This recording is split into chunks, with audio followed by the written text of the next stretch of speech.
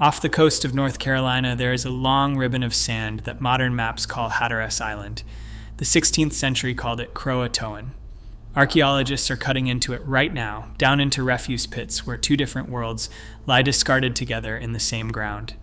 For 400 years, everyone has asked the same question. What destroyed the Roanoke colony? That question has never been answered because it cannot be answered. It was built wrong from the start. 115 people did not vanish. The word vanished was supplied later by people who needed a ghost story. The colonists left a one-word answer carved in wood. It took 4 centuries and this excavation to read it as written. Start with the fort, because the fort is where the ghost story was born. August, 1590. Governor John White steps ashore on Roanoke Island after 3 years trapped in England by war and finds the settlement he governed standing silent. 115 colonists, his daughter and granddaughter among them, gone. That is the scene as 4 centuries have told it, a place of dread, an emptiness with no explanation. Now read the site the way an archaeologist would. The palisades were upright. The gates hung unbroken on their hinges. The houses were not burned or wrecked. They were gone, taken down carefully, piece by piece, the way you dismantle a structure you intend to rebuild somewhere else. Heavy items the colonists could not carry, iron bars, lead, cannon shot, had been buried in organized pits. There were no bodies. There were no graves. There was no scattered clothing, no dropped tools, not one trace of violence anywhere on the island. Armies do not dismantle houses. The dying do not dig storage pits. Every physical detail on that island describes a departure, planned, unhurried, and thorough. And one detail describes it beyond argument. Before White sailed, he and the colonists had agreed on a signal. If they ever left under danger or distress, they would carve a cross over the name of their destination. White searched for that cross. It was not there. What was there, cut deep into an entrance post in clean, deliberate letters, was a single word: Croatoan. This is not a crime scene. It is a moving out inventory, with a forwarding address at the bottom. And White could read it. Croatoan was the island to the south, home of the one tribe that had stayed friendly to the English from the beginning, the people of Manteo, a man who had sailed to England and returned as the colony's closest ally. The message told White exactly where his family had gone, and it told him they had gone there by choice, not in flight. He intended to sail south the next morning. That night, a storm tore his ships from their anchors. His battered crew refused the voyage, and the fleet turned east for England instead. White never crossed the Atlantic again. He died with the address in his pocket, undelivered. And here is where the story bends, because the evidence on that island said moved. Every plank, every pit, every letter of that carving said moved. Yet the word the world remembers is vanished. Those are not the same word. Moved has a destination, vanished has a mystery. One of them was written in the ground and on the post in 1590.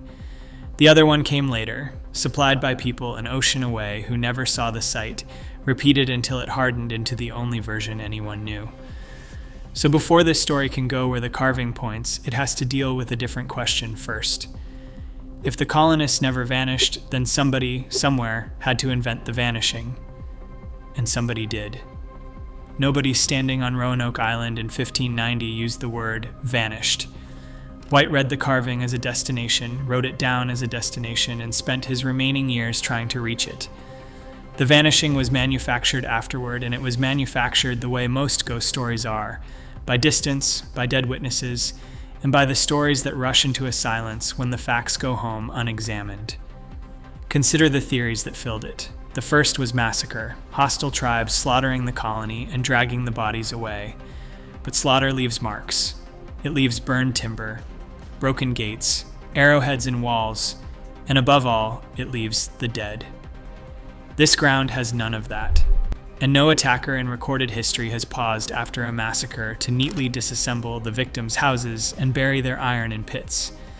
The second suspect was Spain, whose patrols were hunting English footholds on that coast with orders to erase them.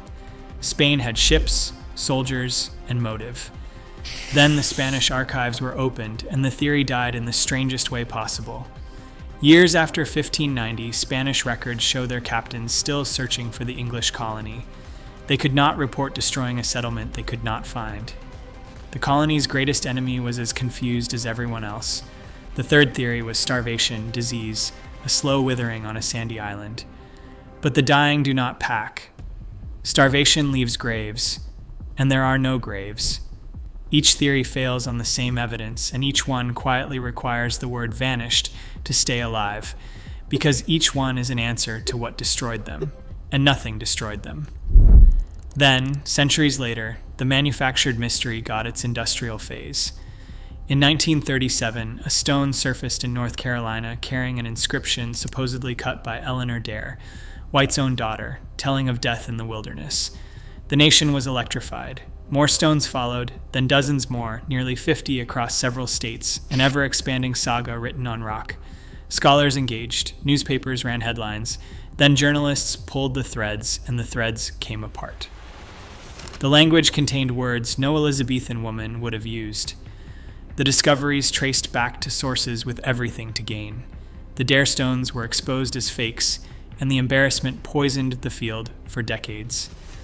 Serious historians learned to keep their distance from Roanoke entirely, unwilling to be tainted by hoaxes and campfire tales, which meant the ghost story kept the stage to itself. Understand what had actually been installed by then. A single word, vanished, had been laid over the evidence, and every question asked since has carried that word inside it. What destroyed the colony? What doomed them? What took them? Each question assumes an ending, and the ending was never in the ground. Remove the installed word and ask the question the site actually poses: where does the address lead? And the case stops being a mystery and becomes a search. The first half of the answer was not buried on any island at all. It was hidden in London, inside a drawing, under a patch of paper. The British Museum holds a watercolor map called La Virginia Pars, painted in the 1580s by John White himself, because before he was a grieving governor, White was one of the finest artists of his age. Scholars studied that map for generations and believed they had seen all of it. In 2012, a researcher put it under specialized backlighting, the technique used to find corrections hidden inside old artworks, and looked not at the surface, but through it. At the point where the Roanoke and Croatoan rivers meet, 50 miles inland from Roanoke Island, there was a small patch of paper glued down so neatly it had always passed for a repair. Under the light, the patch gave up what it was covering. A fort. A four-pointed star, drawn in careful lines, the standard shape of a 16th century fortification. Now read that find for what it is. A map records what exists. This map recorded a plan, a fort that had not been built yet, at a precise location, and then someone concealed it. The reason sits in the politics of the age. Spanish agents intercepted English documents, and Spanish patrols hunted that coast with orders to destroy English settlements. A marked fort was a death warrant. So White hid his colony's relocation plan inside his own artwork, disguised as a flaw. And a half-forgotten line in his writings snapped into focus, his note that the colonists had been preparing to move 50 miles into the Maine. The distance on the page matches the phrase in the journal, an address encrypted by its own author. But intention is not arrival. To prove anyone actually went, you need the ground. So follow the map to Bertie County, North Carolina, to the spot archaeologists named Site X. The first colony foundation dug there, and the soil produced fragments of English pottery, rough, utilitarian, household ceramics, including a greenish glazed type called Surrey Hampshire border ware, made in Elizabethan England. Not trade goods. The dishes families cook with, and alongside what the diggers found sits what they did not find, and the absence is the sharper evidence. Not one clay tobacco pipe. From Jamestown onward, English sites are littered with broken pipe stems so reliably that archaeologists use them as a calendar for the 1600s. No pipes means earlier. English households, inland, before Jamestown existed. In that place, at that time, only one group of English people fits. State the objection fairly, because it is fair. One site could be an anomaly, a scouting camp, a handful of men passing through.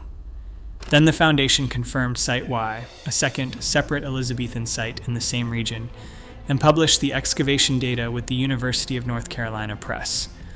One site is an accident, two is a movement.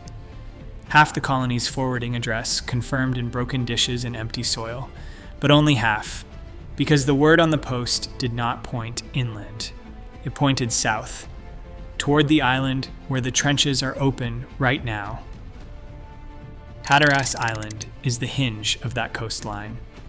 A long, narrow barrier of sand and dune grass, curving out into the Atlantic south of Roanoke, positioned where anything moving along that shore has to pass. In the 16th century, it was Croatoan, home of the Croatoan people, and it was the one address on that entire coast where English settlers knew they would be received. The bond had a name.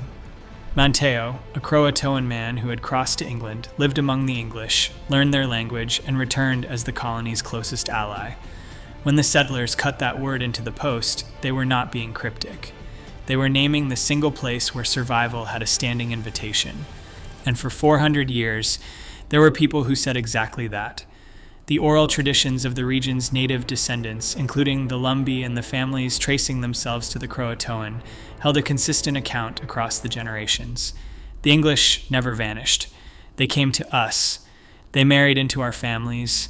They became us.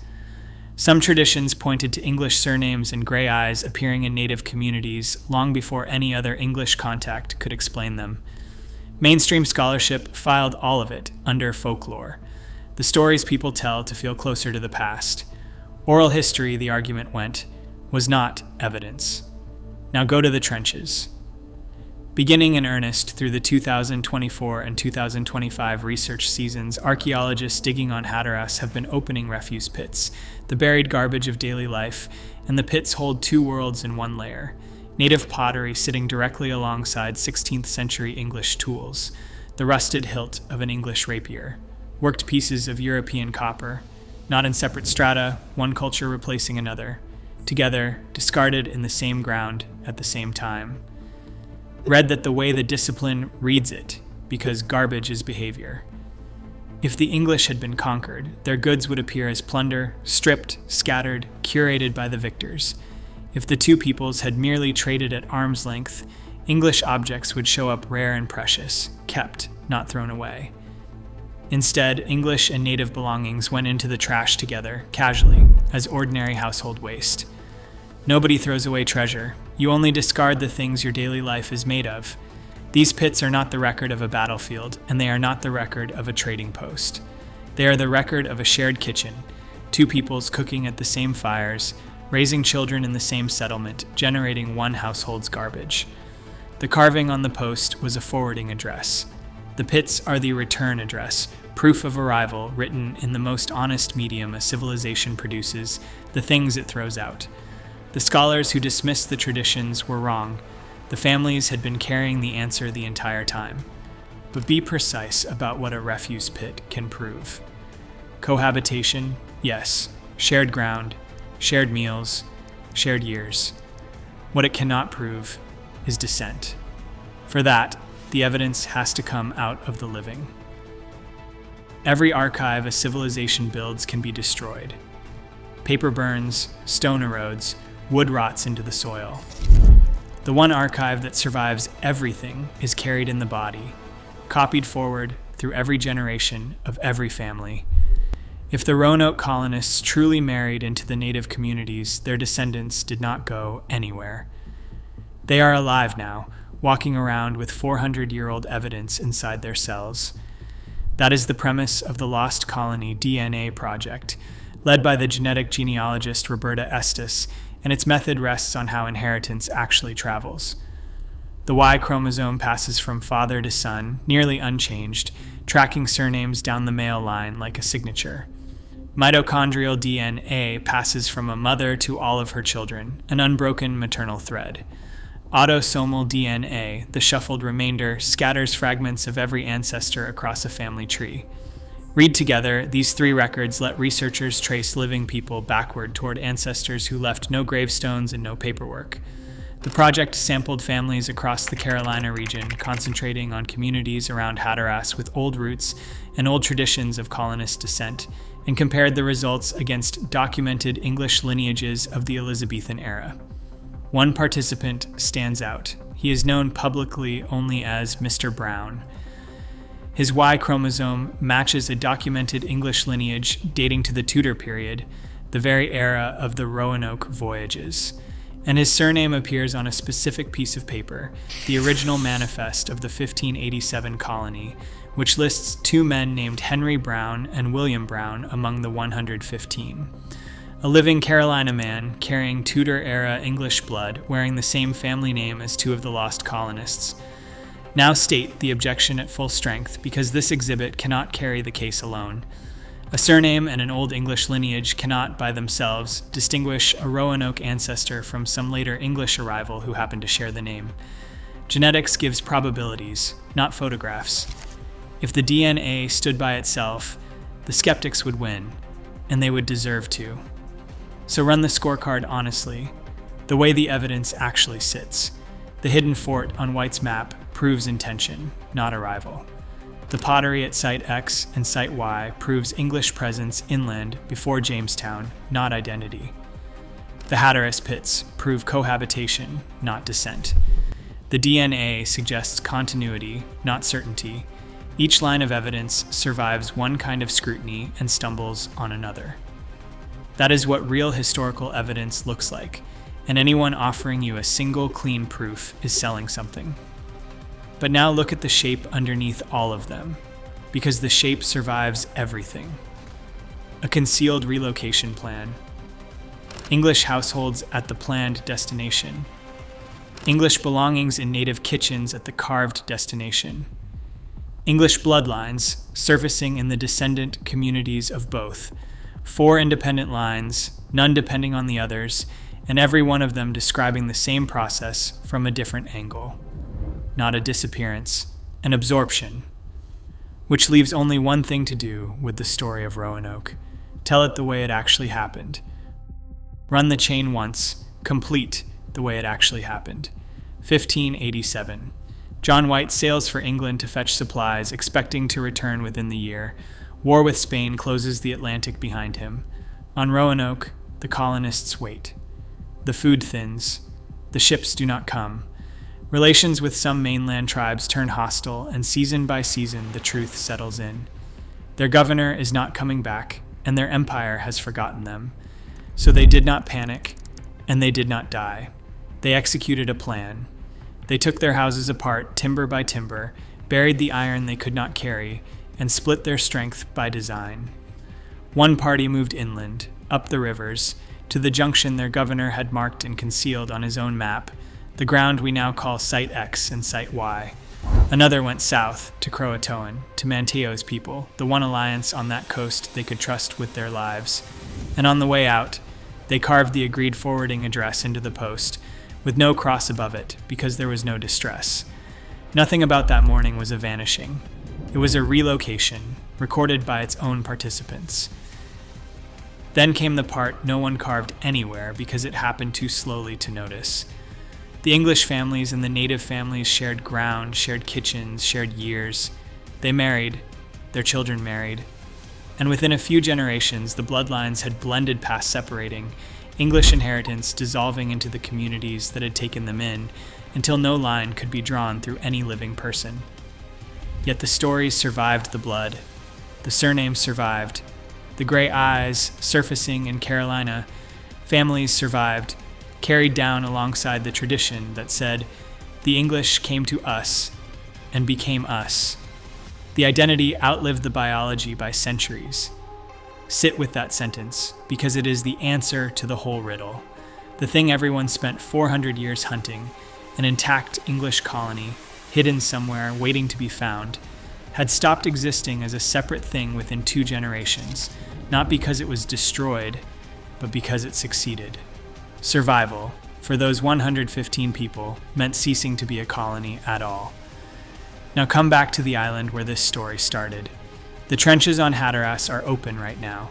The pits are still giving up their mixed ground, native pottery against English steel, two worlds in one layer, the physical residue of the years when the absorption was actually happening.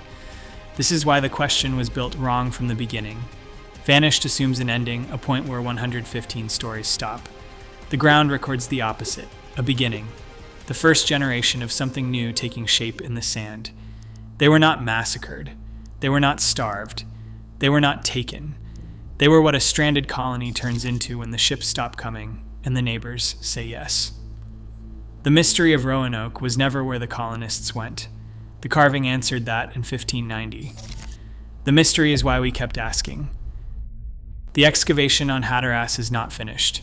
The trenches are open, the pits are still yielding, and each season adds another layer to the record of two peoples becoming one. That is what resolution looks like in real archaeology, not a sealed verdict, but ground that keeps agreeing with itself. So retire the old words. The colonists were not massacred, not starved, not taken. They were not even lost. Lost is a word for things that stop existing, and these people continued, inland, southward, into the families already there. For 400 years, we searched for the end of an English colony, while the ground was holding the start of an American one. The mystery was never where they went. It was why we kept asking. Subscribe for the next investigation.